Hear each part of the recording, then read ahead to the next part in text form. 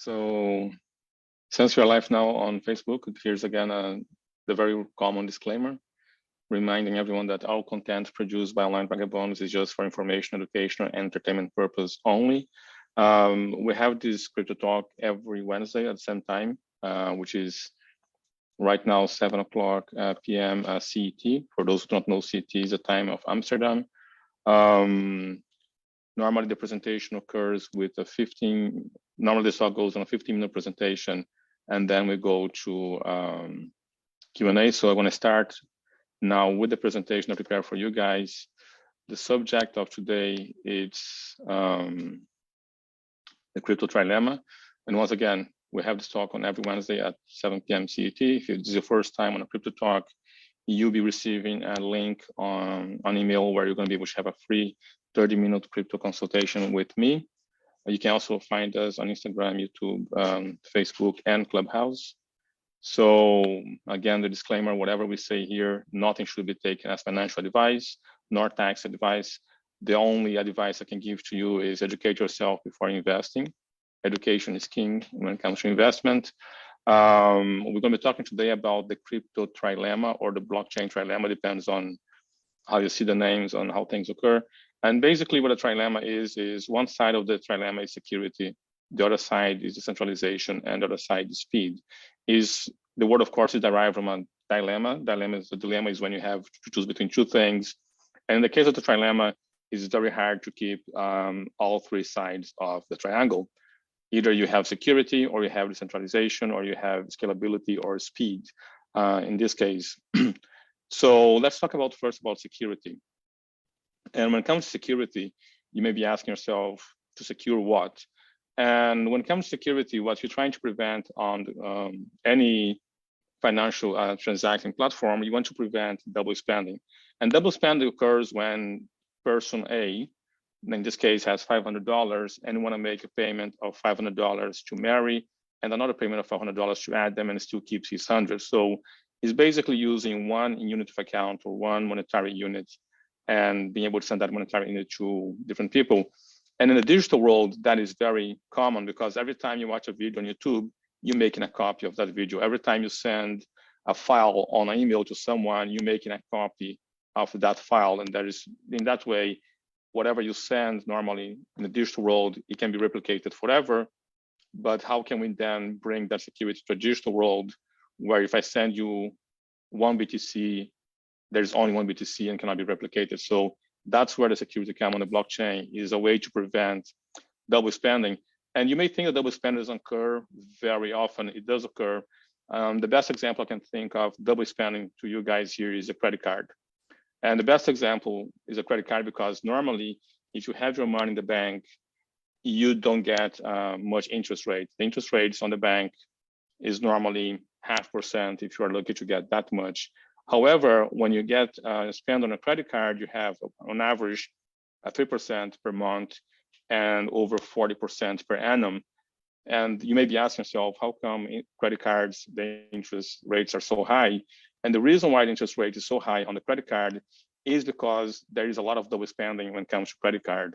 We have just in the US over 1,000 cases of fraud daily, just in the US alone. So that is what's the biggest issue when it comes to digital money, is how can you prevent double spending? Credit card is the best good example.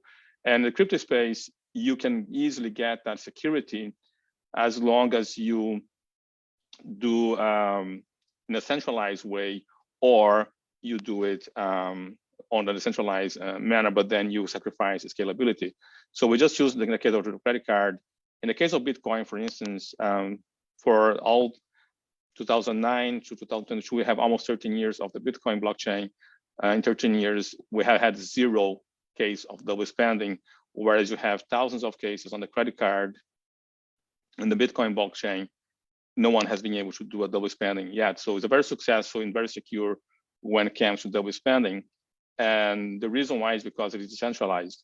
Now, when it comes to decentralization, what happened is, unlike the centralized systems, bank and credit cards, where there's one single point of attack, decentralization makes that attack impossible because it is spread everywhere. So every transaction ever that ever occurred in the Bitcoin blockchain is spread to every single node globally. And as long as there's one node, the system remains incorruptible. So you would have to hack many nodes simultaneously, which makes it impossible. So decentralization is a way in which we keep the Bitcoin blockchain secure. However, is not very scalable. So, and there's other problems with decentralization. And the biggest problem that we have with decentralization is something called latency.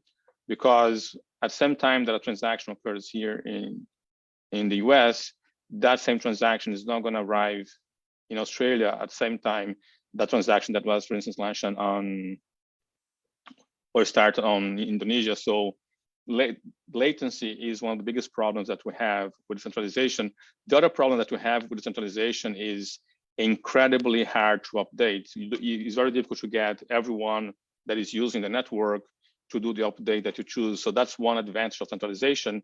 A centralized system can be updated very easily. A decentralized system has the problem of update. That's why any update on the Bitcoin blockchain takes 3 to 4 years to come into place, because it's very hard for you to convince everyone around the globe to do the same update or accept your implementation. So that's one other side of the triangle. So in the case of the Bitcoin blockchain, we have kept security, we have kept centralization, but then the price is not very scalable because you don't have speed on the transactions. The Bitcoin blockchain can only handle 7 transactions per second.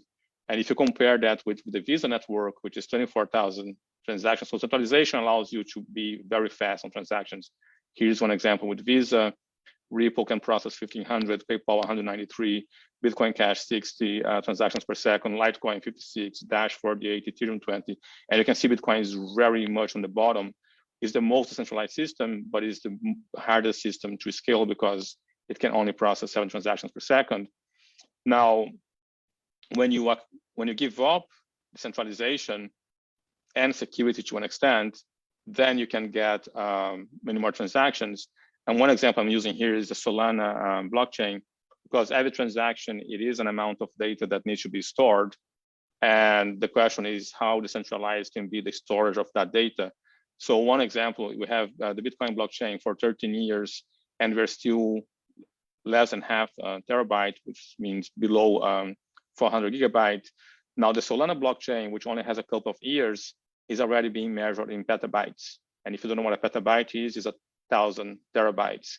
So the Solana blockchain, a couple of years, has a blockchain that is 1,000 times larger than the Bitcoin blockchain, about 2,000 times larger. So once you can scale, you have to give up decentralization, because it's very hard to have all the system distributed everywhere and everyone willing to keep that amount of data on their hard drives. So that is a trilemma in a nutshell. One side is security, the other side is scalability. So I think I put an extra 0 here. It means April 2019. The blockchain is measuring petabytes for Solana, which processed 710 transactions per second. But again, because it can process that many transactions, it gives up centralization and give up to an extent security. So this is the trilemma here again. So either we keep security and decentralization, and then you have very slow speed on transactions, or we acquire very high speed transactions, but then we give up decentralization and or security, because once the system is centralized, it has a single point of attack and you give up the entire security. So many projects out there have to deal with this trilemma. And the Bitcoin blockchain so far has chosen security and decentralization and is willing to give up speed. As you can see, it's the slowest blockchain out there with just 7 transactions per second. So if you haven't heard of the trilemma, this is the blockchain or the crypto trilemma, how to keep all sides of the triangle. So whenever you see a project that is very fast or very have very scalability, a lot of transactions per second, that project most likely is giving up security and or decentralization. And if the project keeps to the security and decentralization principle, it has to give up scalability. So that is the trilemma that most people need to understand when they look at any project. Which sides of the triangle has the project prioritize. So in the case of Solana, they prioritize speed, not so much security and not so much centralization. In the case of the Bitcoin blockchain, security and decentralization is the key, not so much speed. So whenever you look at a project, most people now say, oh, so many transactions per second is very cheap or whatever. You must keep in mind that that means they gave up decentralization and or security. No project yet has been able to keep the three sides of this triangle. A lot of projects have claimed to be doing that, but it hasn't been achieved yet. Some projects came really close to be able to keep all the sides. I would say if we focus on security and decentralization, speed will eventually come up to us. So my personal opinion, when I go for a project, I choose projects that choose security and decentralization, and understand that within time, speed is going to come, because the internet has the same problem. In the beginning, the internet was very decentralized, but it couldn't scale. No one would have foreseen the internet today with us being able to have the Zoom calls or have Netflix.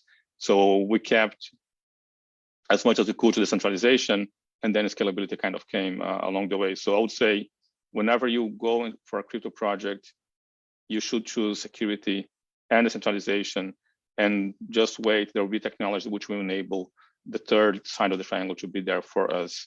So that is the presentation today. I want to introduce you guys to the concept of the trilemma.